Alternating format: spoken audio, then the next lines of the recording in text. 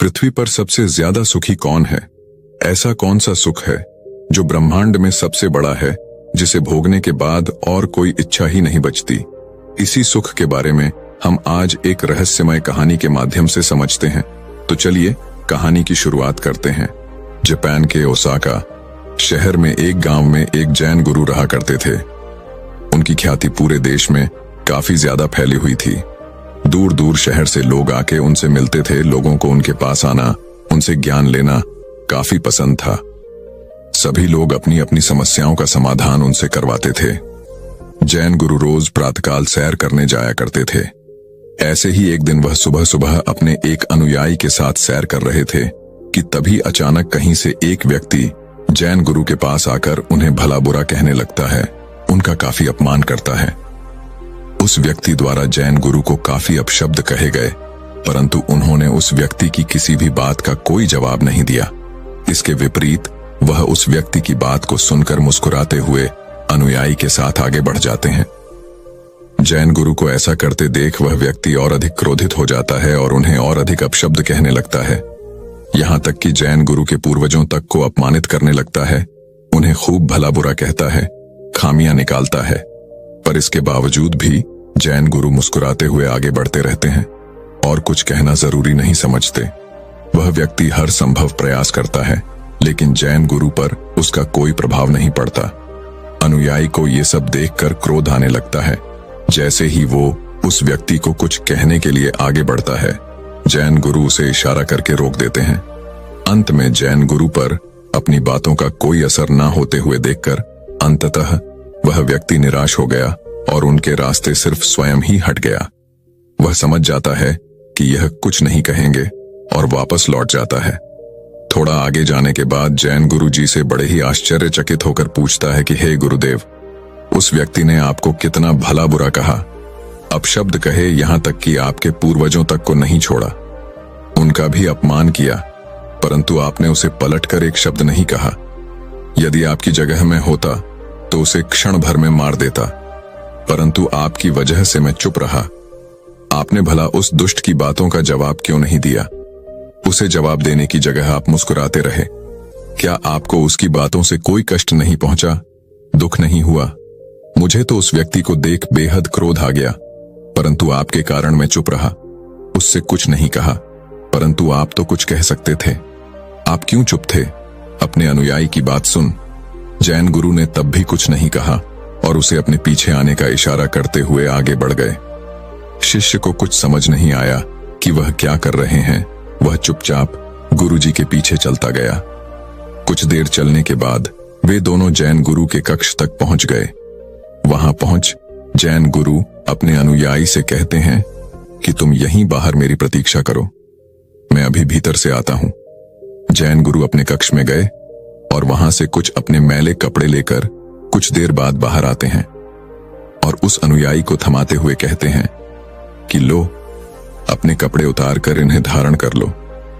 उन कपड़ों से अजीब सी दुर्गंध आ रही थी और वो बहुत ज्यादा गंदे थे। अनुयायी ने उन्हें हाथ में लेते ही दूर फेंक दिया। उससे वो दुर्गंध सही नहीं गई। जैन गुरु उस अनुयायी से कहते हैं कि क्या हुआ, तुम इन मैले कपड़ों को क्यों फेंक रहे हो? जाओ और उन्हें ग्रहण करके आओ। गुरु की बात सुनकर अनुयायी कहता है कि यह आप क्या कह रहे हैं? ये कपड़े इतने मैले हैं, ऊपर से इतनी गंदी दुर्गंध आ रही है, कोई भला इन्हें कैसे धारण कर सकता है? अनुयायी की बात सुन। जैन गुरु कहते हैं कि जिस प्रकार तुम यह मैले और अजीब सी दुर्गंध भरे वस्त्रों को ग्रहण नहीं कर सकते, ठीक इसी तरह मैं भी उस व्यक्ति द्वारा फेंके हुए अपशब्दों को नहीं ग्रहण कर सकता। उसके द्वारा कहे गए हर शब्द को मैंने सुना ही नहीं। जब सुना ही नहीं तो उससे बुरा लग ही नहीं सकता।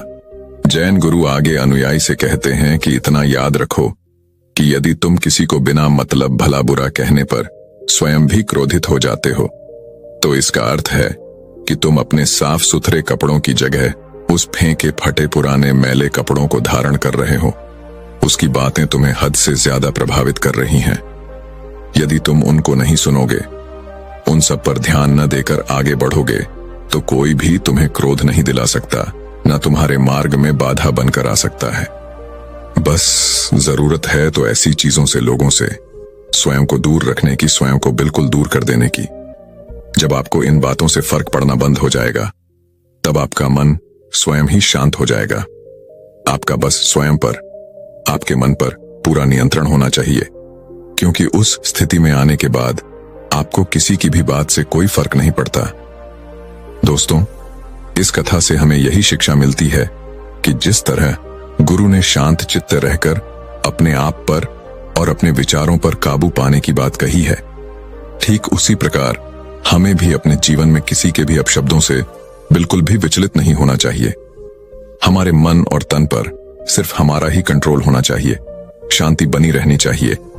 जाए तब जीवन जीना आपके लिए सरल हो जाएगा। एक व्यक्ति सर्वोच्च सुख की तलाश में था। वो सुख को ढूंढते ढूंढते एक धनी सेठ के पास पहुंच गया और उससे कहता है कि तुम्हारे पास तो खूब सारा धन है, तो क्या तुम्हें तुम्हारा सर्वोच्च सुख मिल चुका है?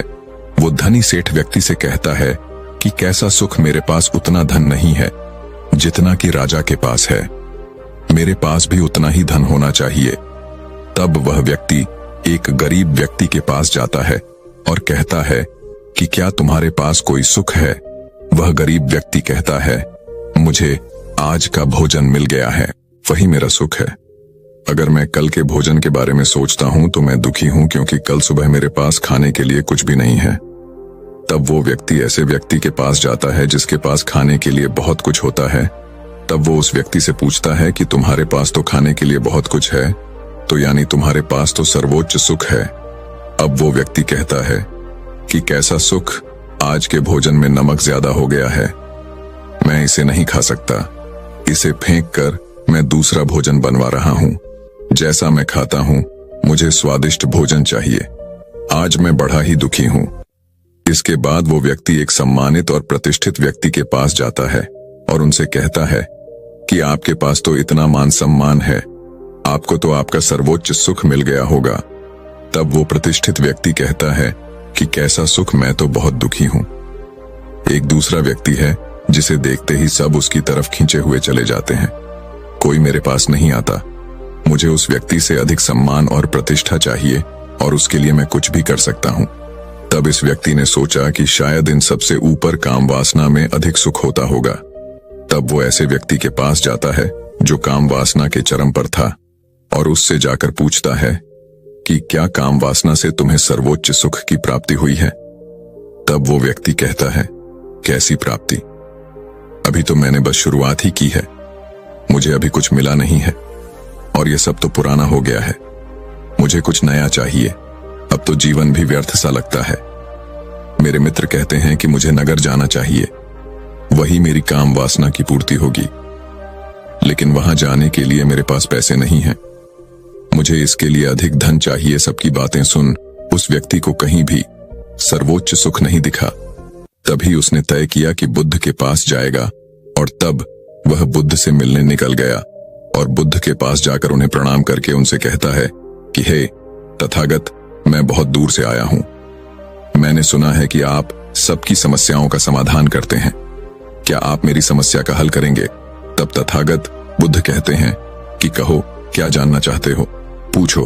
तब वो व्यक्ति कहता है कि हे तथागत, मैं पूरी दुनिया के भ्रमण पर गया ये जानने के लिए कि सर्वोच्च सुख क्या है, एक ऐसा सुख जिसे मिलने के बाद किसी दूसरे सुख की लालसा ना रहे, एक ऐसा सुख जिसकी कामना हर कोई करता है, ऐसा सुख जो कोई नहीं चाहता कि उसके जीवन से जाए, परंतु मुझे अभी तक ऐसा कोई सुख नहीं दिखा, इस सर्वोच्च जिसे पाने के बाद इंसान कह सके कि मुझे और कोई सुख नहीं चाहिए, यही मेरे लिए सर्वोच्च सुख है।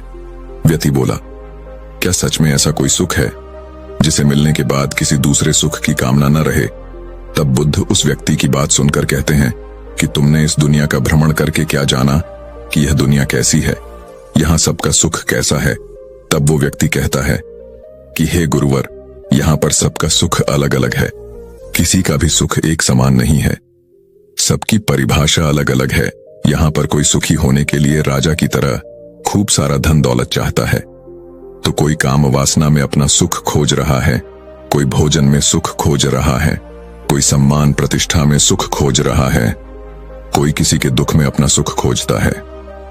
तब बुद्ध ने कहा कि क्या ऐसा करने से व्यक्ति को सुख की प्राप्ति होती है? तब व्यक्ति कहता है कि हे बुद्ध, मैंने देखा जब मनुष्य अपने सुख तक पहुंचता है, जो वह चाहता है उसे मिलता है, तब वह मिलते ही वह पागल की तरह झूम उठता है।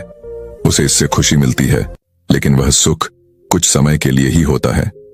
कुछ समय बाद इस सुख की महत्ता कम हो जाती है और फिर से वह सुख खोजने लगता है, और यही चक्र निरंतर चलता है, और सुख खोजने के लिए वह दुखी रहता है। वह व्यक्ति कहता है कि हे बुद्ध, यह कैसी दुनिया है जो सुखी होने के लिए दुख को खोज रहा है।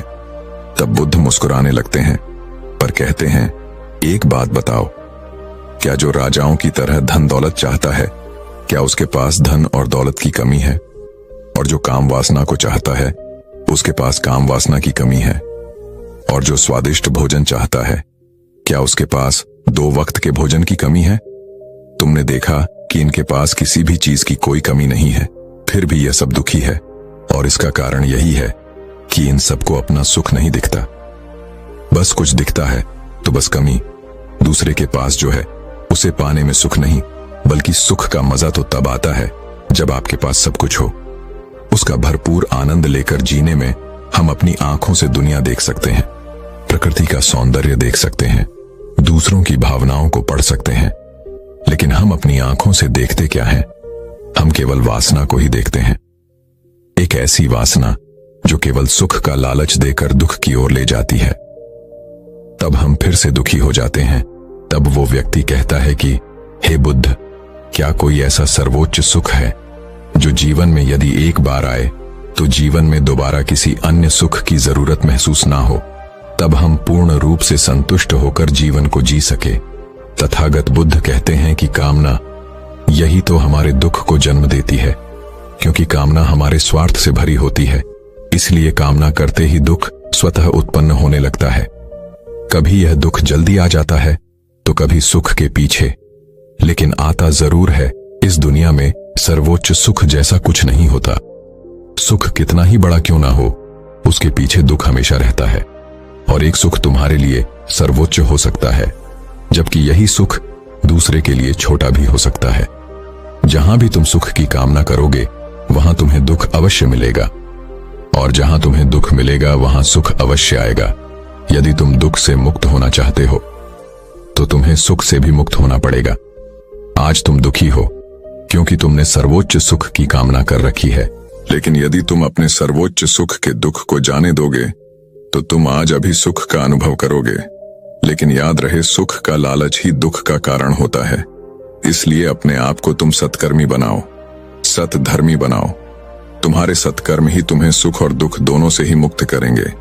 जब तुम दोनों से मुक्त हो जाओगे तो ठीक वैसे ही बन जाओगे जैसे कीचड़ में कमल का फूल खिलकर भी कीचड़ से रूपता रहता है। तब वो व्यक्ति कहता है, बुद्ध आप बिल्कुल सही कहते हैं, मैं व्यर्थ ही सर्वोच्च सुख के पीछे भाग रहा था और उसके पीछे भागकर अपने दुख को उत्पन्न कर रहा था, जबकि इसकी कोई जरूरत नहीं थी। अब मैं भी संकल्प और सद्धर्म के मार्ग पर आगे बढ़ूंगा। तो दर्शकों, चलिए अभी इसी विषय पर अगली कहानी की शुरुआत करते हैं। दोस्तों, इस दुनिया में ताकतवर को ही नियति के यहाँ जगह मिलती है, कमजोरों की यहाँ कोई जगह नहीं। यह बात आपने सुनी ही होगी और इस बात से आप भली भांति परिचित भी होंगे। इस बात में कोई शक नहीं कि पुराने जमाने में जो लोग हुआ करते थे वह आज के जमाने की इंसानों से कहीं ज्यादा ताकतवर थे। और ऐसा इसलिए है क्योंकि वे लोग जिंदा रहने के लिए खाना खाते थे और आजकल के लोग सिर्फ जीभ के स्वाद के लिए खाना खाते हैं। आप एक और तथ्य से वाकिफ होंगे कि एक रोटी से 10 गुना ज्यादा ताकत आटे में होती है, आटे से 10 गुना अधिक ताकत दूध में होती है, और दूध से 8 गुना अधिक ताकतवर मांसाहार होता है, और मांसाहारी से 10 गुना ज्यादा ताकतवर घी में होती है। लेकिन यदि आप आज के समय पर देखेंगे, यदि किसी व्यक्ति को घी खाने के लिए कह दिया जाए तो वह ज्यादा से ज्यादा 1 चम्मच ही उसका सेवन कर सकता है, उसके ऊपर वह नहीं खा पाएगा। लेकिन यदि हम पुराने जमाने के इंसानों की बात करें तो उस समय पर घी उनका सर्वश्रेष्ठ भोजन होता था। आपने महाराजा महाराणा प्रताप के बारे में तो सुना ही होगा। वह जितना वजन लेकर युद्ध भूमि पर लड़ते थे, उतना वजन तो आज के 4 आदमी भी उठा नहीं पाएंगे। इसीलिए कहा जाता है कि तब के जमाने के लोग सचमुच जीवन जीते थे। और आज के लोग तो केवल जबरदस्ती इस जीवन को जी रहे हैं। आज की जो कहानी मैं आपको सुनाने जा रहा हूं, इस कहानी को आपको बहुत ही ध्यानपूर्वक सुनना और समझना होगा। इस कहानी की हर एक चीज को अपने जीवन में उतारना होगा, तभी इस कहानी का मकसद पूरा हो सकेगा। क्योंकि इस कहानी में कुछ ऐसे रहस्य हैं, कुछ ऐसी बातें हैं जिसे जानने के बाद आपको यह एहसास होगा कि आपका सबसे बड़ा धन, आपका सबसे बड़ा ऐश्वर्य हमारा स्वास्थ्य ही है। बहुत समय पहले की बात है, एक छोटा सा राज्य था। उस राज्य का राजा बहुत दयालु था और वहां की सेना भी बहुत पराक्रमी थी। उस सेना में एक ऐसा व्यक्ति था जो अत्यधिक पराक्रम था और वह उस राज्य का सर्वश्रेष्ठ योद्धा था। वह इतना ताकतवर था कि एक साथ वो 50 लोगों को भी परास्त कर सकता था और राजा उसके इस पराक्रम से हमेशा बहुत खुश रहते थे। जब भी उससे कोई युद्ध करने जाता तो वह पहले 100 बार सोचा करता कि क्या उससे युद्ध करना आसान है, क्या उसे हराना आसान है।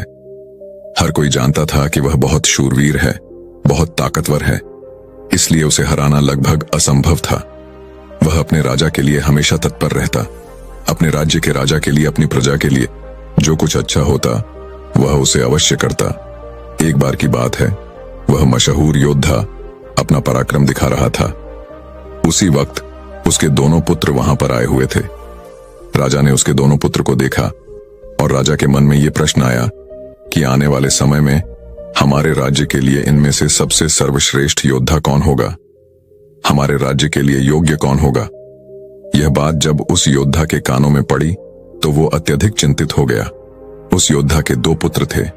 जो बड़ा वाला बेटा था वह हर चीज का हुनर सीख चुका था, फिर चाहे वह तलवारबाजी हो, लोगों से बोलना हो, आग से खेलना हो, हर तरफ की 4 बारी से वह संपूर्ण था। उसे जो कुछ भी सिखाया जाता वह उसे सीखने में निपुण था। वह बहुत जल्द उस विद्या को, उस कला को सीख जाता था। हर कोई यही कहता कि अगला योद्धा यही होगा, यही हमारे राज्य के लिए सर्वश्रेष्ठ योद्धा बन सकता है। लेकिन उस योद्धा का एक छोटा पुत्र भी था जो बहुत कमजोर था, जिसे कोई भी चीज सीखने में अत्यधिक समय लगता था और उसे देखकर कोई भी यह नहीं कहता था कि यह कभी योद्धा बन सकेगा। उसे उसके पिता ने बहुत कुछ सिखाने का प्रयास किया, लेकिन वह कभी भी कुछ सीख नहीं पाया। ना ही तो वह अच्छी तलवारबाजी कर पाता था, ना ही उसे एक योद्धा की तरह जीना आता था। वह हमेशा आलसियों की तरह पड़ा रहता। जब भी वह योद्धा अपने दोनों पुत्रों को एक साथ देखता तो उसे बहुत चिंता होता, उसे बहुत तकलीफ होती, क्योंकि वह अपने दोनों पुत्र को एक समान बनाना चाहता था। वह अपने दोनों पुत्र में कोई फर्क नहीं समझता था। लेकिन जब भी कोई यह कहता कि बड़ा पुत्र अत्यधिक बलवान है, शूरवीर है, वह एक योद्धा जरूर बनेगा, और जब वहीं पर छोटे बच्चे के लिए कोई यह कहता यह तो कमजोर है, आलसी है, यह भला क्या कर पाएगा, यह सुन उसके पिता को बहुत तकलीफ होती, बहुत दुख होता। लेकिन वो योद्धा ये जानता था कि इसमें उसके छोटे बेटे की कोई गलती नहीं है। उसका व्यवहार दूसरों से अलग है और यह दूसरों से थोड़ा कमजोर है, लेकिन इसे कुछ बातों का ध्यान रखना होगा, तभी यह दूसरों जैसा पराक्रमी बन सकता है, दूसरा जैसा तलवारबाज बन सकता है, दूसरा जैसा सर्वश्रेष्ठ योद्धा भी बन सकता है। इस बात का ध्यान रखते हुए वो योद्धा अपने उस बेटे को लेकर पासी के एक गुरु के पास पहुंचा। यह वही आश्रम था जहां उस योद्धा ने भी शिक्षा ग्रहण की थी। वह उन गुरु को भली भांति जानता था। वह यह भी जानता था कि वह गुरु उसके छोटे बेटे को वह शिक्षा अवश्य देंगे जिससे वह भी अन्य लोगों की तरह पराक्रमी और शूरवीर बन जाए। वह उन्हें उन गुरु के पास ले गया, उन्हें प्रणाम किया और कहने लगा है, गुरुवार, मैं चाहता हूं कि मेरा बच्चा आपसे शिक्षा ग्रहण करे। यह थोड़ा आलसी है, थोड़ा कमजोर है और यह कभी कुछ सीखना ही नहीं चाहता, जबकि मेरा बड़ा बेटा बहुत साहसी, शूरवीर, ताकतवर और पराक्रमी है और इस राज्य को ऐसे ही लोगों की आवश्यकता है। लेकिन मेरा यह छोटा बेटा, जो कि मेरी चिंता का कारण बना हुआ है, मैं चाहता हूं कि यह भी पराक्रमी बने, शूरवीर बने, ताकतवर बने, ताकि इस राज्य का हर कोई इसके भी गुण गा सके। मैंने बहुत प्रयास किए, मैंने कई तरह के उपाय भी किए ताकि ये अपने जीवन में कुछ कर सके, कुछ सीख सके, लेकिन यह कभी कुछ सीखना ही नहीं चाहता। मैं चाहता हूं कि मेरे दोनों पुत्र एक बराबर हों, किसी में कोई कमी ना हो, इन दोनों को एक बराबर अधिकार मिले, लेकिन यह अपने आलस के कारण, अपनी कमजोरी के कारण हमेशा पीछे रह जाता है। मैंने इसे कई बार समझाया, लेकिन यह है कि मेरी बातों को मानता ही नहीं। मैं अपने दोनों बेटों में कोई भेदभाव नहीं रखना चाहता। मैं दोनों को एक बराबर बनाना चाहता हूं। उस योद्धा की ये सारी बातें सुनकर वह गुरुवर उस योद्धा से कहते हैं, मैं जानता हूं तुम्हारे पुत्र को क्या तकलीफ है। मैं इसे वैसा ही बना दूंगा जैसा तुम चाहते हो, लेकिन इसके लिए तुम्हें इसे कुछ दिन के लिए मेरे पास यहां पर आश्रम में छोड़ना होगा। और मैं तुम्हें यकीन दिलाता हूं कि जब तुम वापस इसे लेने आओगे तो तुम्हें तुम्हारा यह पुत्र इस प्रकार नहीं दिखेगा। इसकी जगह पर तुम्हें वह पराक्रमी, वह ताकतवर मिलेगा जैसा तुम चाहते हो। वह गुरुवर अत्यधिक आत्मज्ञानी थे। वह उस योद्धा के पुत्र को देखकर यह समझ चुके थे कि उसे क्या तकलीफ है और उसे किस तरह से ठीक किया जा सकता है, उसे किस तरह से पराक्रमी बनाया जा सकता है, क्योंकि आखिर वह एक ऐसे योद्धा का पुत्र है जिसे अभी तक कोई हरा नहीं सका था। बस उसे इस बात का एहसास करवाना ही काफी था। वह योद्धा उन गुरु के कहने पर अपने पुत्र को वहीं पर छोड़कर वापस अपने घर की ओर लौट जाता है। उसके बाद उस योद्धा का वह पुत्र एक शिष्य बनकर उन गुरु के आश्रम में रहने लगता है। वहां के सारे कामकाज करने लगता है। वहां पर वह सीखने लगता है, समझने लगता है, और इसी प्रकार कई दिन बीत जाते हैं। और एक दिन सही समय आने पर वह गुरु उस योद्धा के पुत्र से कहते हैं, चलो आज मैं तुम्हें कुछ दिखाना चाहता हूं। इतना कहकर वह गुरु उस योद्धा के पुत्र का हाथ पकड़ लेते हैं और उसे लेकर एक पहाड़ी की ओर ऊपर की ओर बढ़ चलते हैं। उस पहाड़ी के ऊपरी छोर पर ले जाकर वह गुरुवर उस पुत्र से कहते हैं, आज मैं तुम्हें कुछ सिखाने वाला हूं और तुम्हें ध्यान से सीखना होगा, क्योंकि यदि तुमने आज यह बात नहीं सीखी तो तुम अपने जीवन भर कुछ नहीं कर पाओगे, कुछ नहीं सीख पाओगे, और हमेशा लोग तुम्हें कमजोर और असहाय समझेंगे और उसी दृष्टि से तुम्हें देखा जाएगा। धीरे धीरे कई दिन बीत चुके हैं और अब तुम्हारे घर जाने का वक्त भी करीब आ चुका है। इसलिए आज मैं तुम्हें यहां पर लेकर आया हूं ताकि मैं तुम्हें यह सिखा सकूं, यह समझा सकूं कि तुम इस धरती पर क्यों आए हो, तुम्हारे आने का क्या कारण है। इतना कहकर वह गुरुवर उस पुत्र को ऊपर की ओर इशारा करते हुए कहते हैं, ऊपर ध्यान से देखो उस चीज को। उस चील ने अपने पंजों में अपना नवजात शिशु रखा हुआ है। वह चीज ऊपर की ओर उड़ती चली जा रही थी, इतनी ऊंची जा रही थी कि बादलों को चीरकर वह ऊपर बढ़ती ही चली जाती और वहां पर जाकर वह अपने बच्चे को छोड़ देती। यह देख वह छोटा सा बच्चा डरा गया। उसे यह समझ नहीं आ रहा था क्या फिर उस चीज ने अपने ही बच्चे को इस तरह से नीचे क्यों फेंक दिया। गुरु और वह शिष्य दोनों इस दृश्य को बड़ी ध्यानपूर्वक देख रहे थे।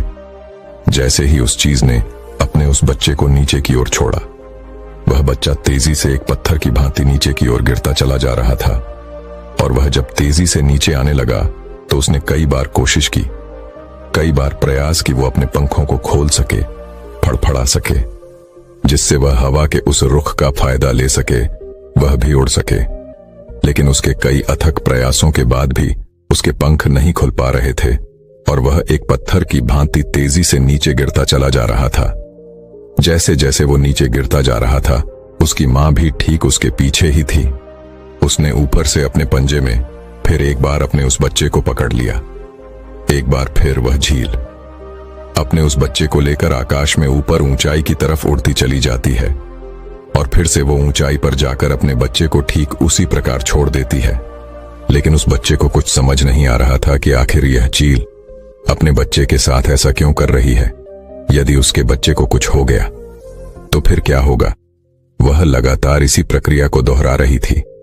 अब गुरु शिष्य से कहते हैं, इस जगह को ध्यान से देख लो। ठीक इसी जगह पर वह चील और उसका बच्चा इस पेड़ पर रहते हैं। तुमने एक बात की और गौर किया कि इस पेड़ पर तुम्हें अनेकों फूल देखने को मिल रहे होंगे, लेकिन जहां पर यह चील और इसका बच्चा रहता है वहां पर तुम्हें एक भी फूल नजर नहीं आएंगे, क्योंकि फूल बड़े ही कोमल होते हैं।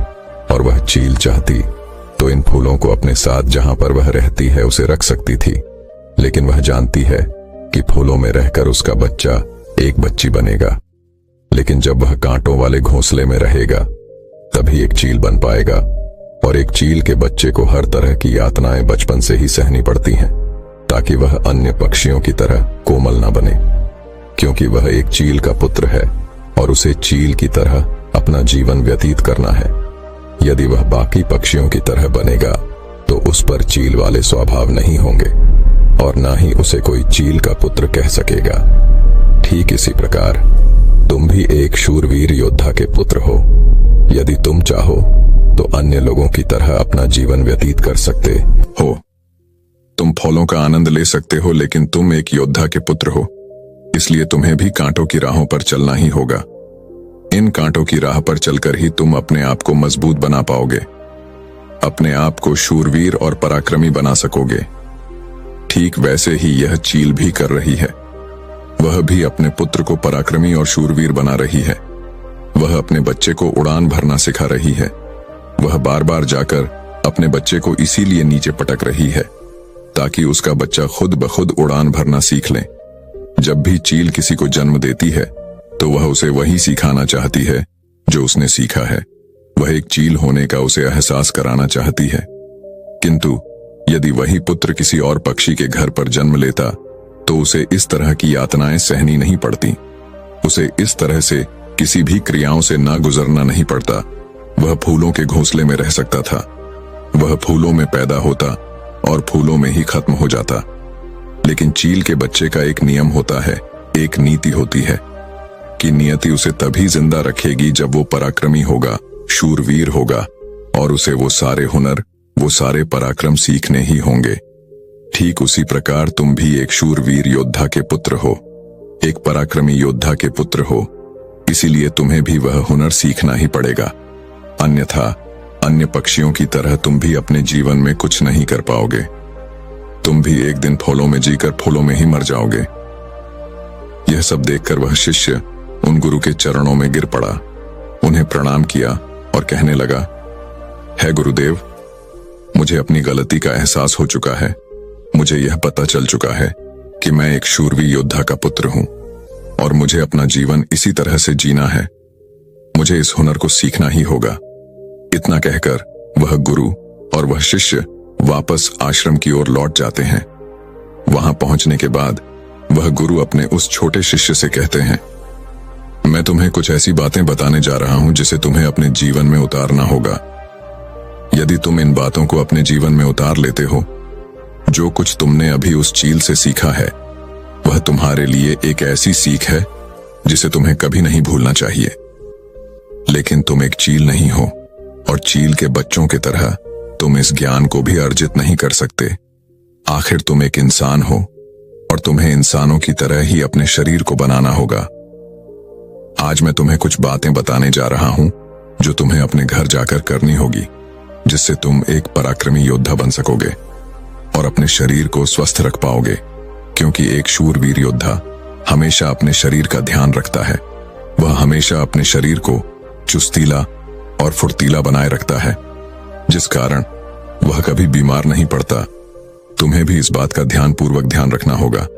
तुम्हें सुबह जल्दी उठना होगा। 6 से 8 घंटे की नींद तुम्हारे लिए महत्वपूर्ण है। इससे ज्यादा कभी मत सोना। सुबह जल्दी उठकर अपना जो कार्य है उसका अभ्यास करना। जिस प्रकार तुम्हारे पिता एक योद्धा है, वह सुबह उठकर अपने सभी हुनर का अभ्यास करते हैं, ठीक उसी प्रकार तुम्हें भी सुबह उठकर अपने सभी हुनर का अभ्यास करना होगा। योगा प्राणायाम करना होगा, जिससे तुम्हारा शरीर पूरी तरह से स्वस्थ होगा। और जितना तुम अपने शरीर को स्वस्थ रखोगे, उससे तुम अपने अंदर की शक्तियों को समर्थ बना पाओगे।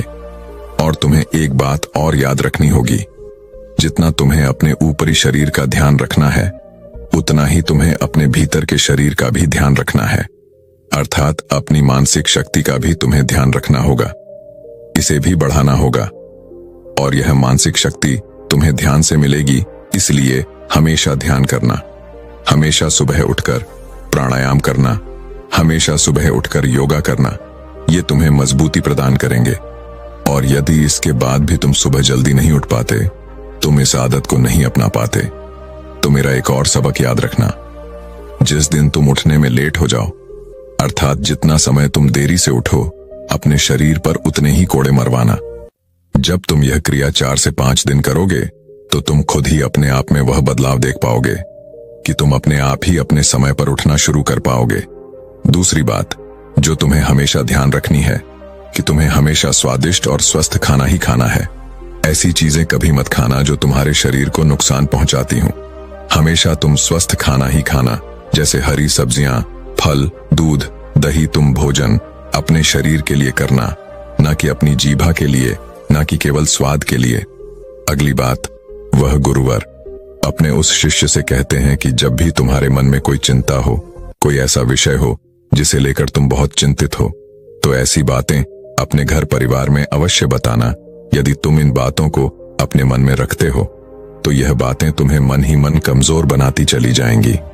यह चिंता तुम्हें अंदर ही अंदर खाती चली जाएगी और तुम खोखले होते चले जाओगे। और याद रखना, जब हमारा मन बीमार पड़ता है तो वह हमारे शरीर को भी बीमार कर देता है। इसलिए कोई भी बात कभी छुपाकर मत रखना। हर बात अपने घर वाले और अपने परिवार को अवश्य बताना। आगे वह गुरुर अपने उस शिष्य से कहते हैं, हमेशा सकारात्मक सोच रखना। कभी भी नकारात्मक विचार अपने दिमाग में आने मत देना। सबके जीवन में उतार और चढ़ाव तो आते ही रहते हैं।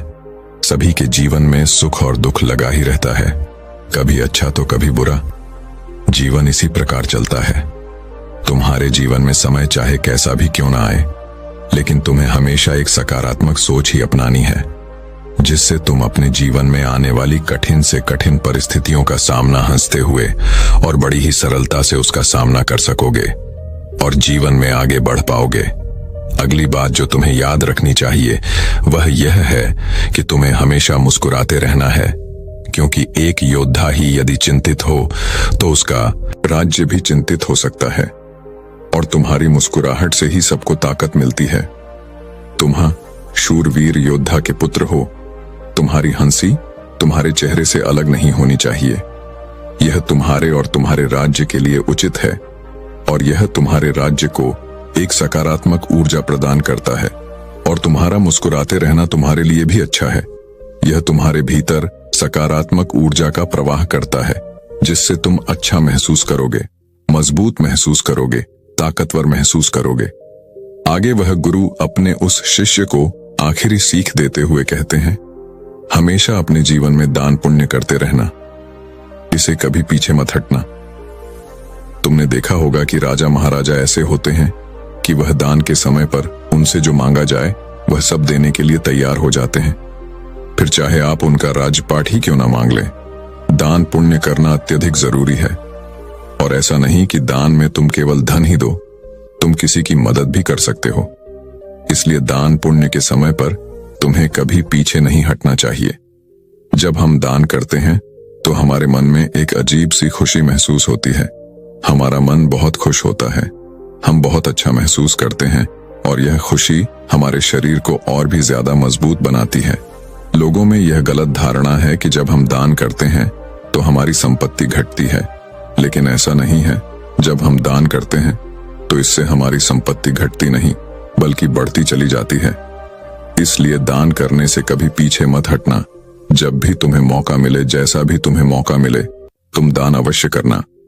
इतना कहकर वह गुरुवर शांत हो गए और वह शिष्य उन गुरु के चरणों में प्रणाम करके उनसे कहता है गुरुवर, आपने जो मुझे शिक्षा दी है, यह शिक्षा मैं अपने जीवन भर याद रखूंगा। इसे मैं कभी भुला नहीं पाऊंगा। अब मुझे आज्ञा दीजिए, मैं अपने घर जाना चाहता हूं। अपने पिता की तरह एक शुरू पराक्रमी योद्धा बनना चाहता हूं। इतना कहकर वह शिष्य शांत हो जाता है और वह गुरुवर भी आशीर्वाद देते हुए उस शिष्य को उसके घर जाने की आज्ञा प्रदान करते हैं। दोस्तों, मैं उम्मीद करता हूं कि यह कहानी सुनने से आपके जीवन में अच्छे बदलाव आए होंगे। आपको इस वीडियो से क्या सीखने मिला, ये कमेंट करके जरूर बताएं और अपने परिवार, दोस्तों या आपके करीबी इंसान के साथ ये कहानी शेयर करके उन्हें भी इस ज्ञान से परिचित करवाएं। बाकी अगर आपको यह वीडियो दिल से अच्छी लगी हो तभी इस वीडियो को लाइक कर देना और आपने अब तक इस चैनल को सब्सक्राइब न किया हो तो चैनल को सब्सक्राइब भी जरूर कर देना। आपका हर दिन शुभ हो और खुशियों से आपका जीवन भरा रहे। धन्यवाद। नमो बुद्धाय।